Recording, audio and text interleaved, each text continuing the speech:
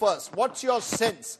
Is this alliance any kind of a game changer, or is it simply an alliance attempting to save the inevitable or to prevent the inevitable?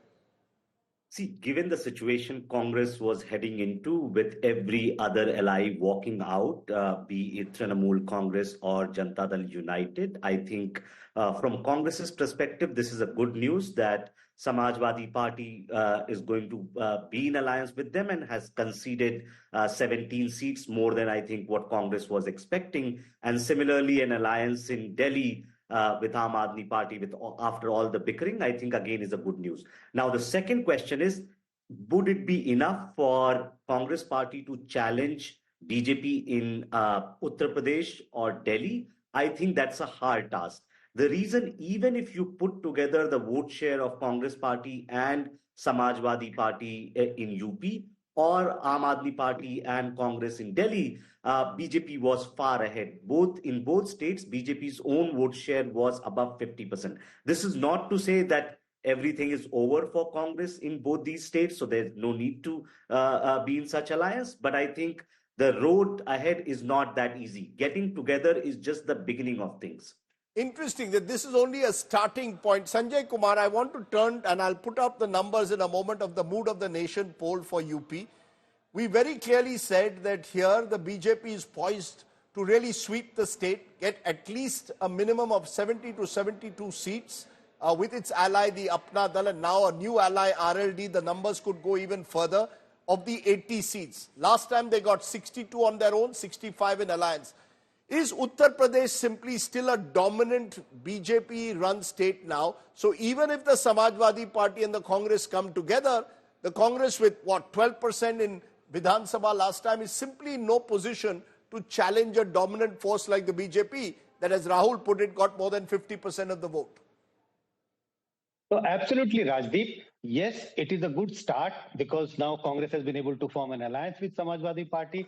So there is some moral booster for the party workers, party leader, that I would say this should be seen as the first victory of Congress for 2024 Lok Sabha elections, because they were trying hard to form alliances. But does that mean that they will be able to challenge the BJP in UP? Certainly not, because as we know, even though we know that when there is an alliance between two parties, all the votes do not merge together.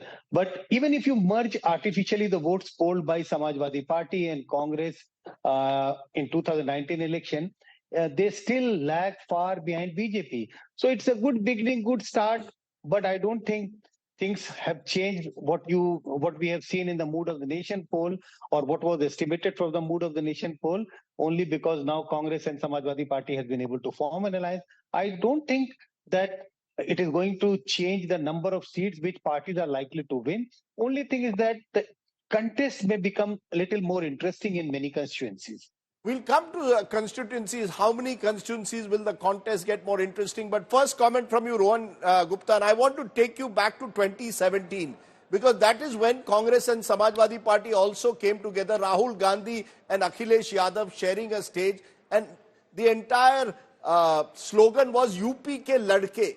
It was devised by Prashant Kishore, but the fact is, even with the Prashant Kishore, Rahul Gandhi and the Samajwadi Party could not challenge the BJP, which got a majority in UP in 2017. What's changed? 7 years later, the UP ke ladke have only got 7 years older.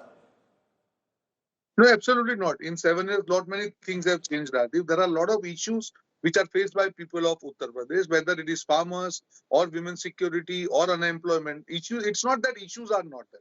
It's that opposition has not been united. And if you see the assembly elections of Uttar Pradesh, last assembly elections, because of the vote division between Congress Party and SP, I think it has impacted around 70 seats. So you cannot rule out these numbers. If you see the last assembly numbers, you can see that consolidation of vote of SP and Congress.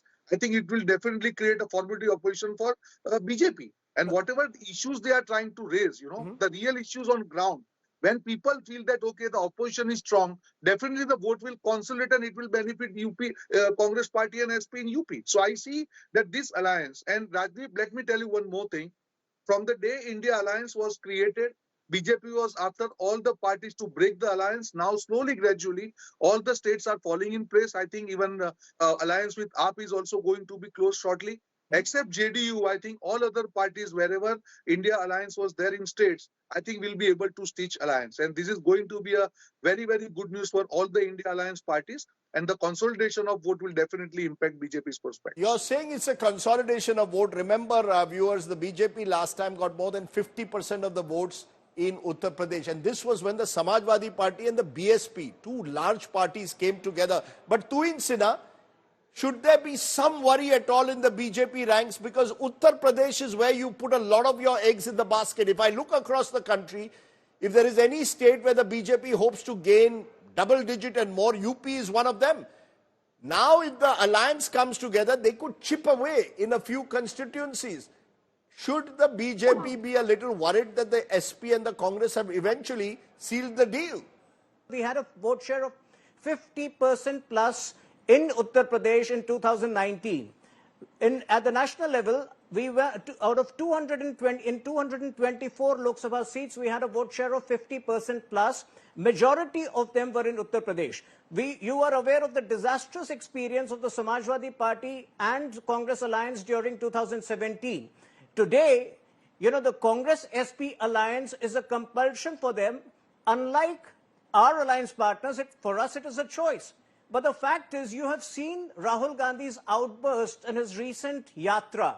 On the one hand, he calls, the youth of Varanasi, drunkards.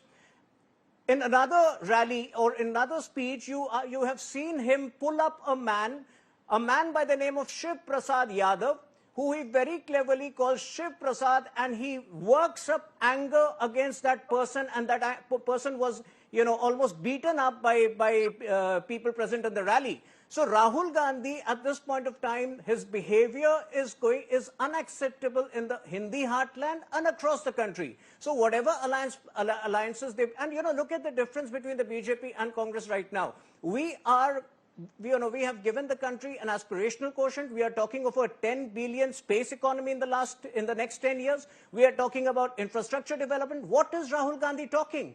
OBC, OBC, OBC, despite the fact that history will prove that OBCs have suffered the most because of the Congress party's attitude in the last 70 years, whether it was the non-implementation of the Kelkar Commission report or whether it was the delay in the implementation of the Mandal Commission report.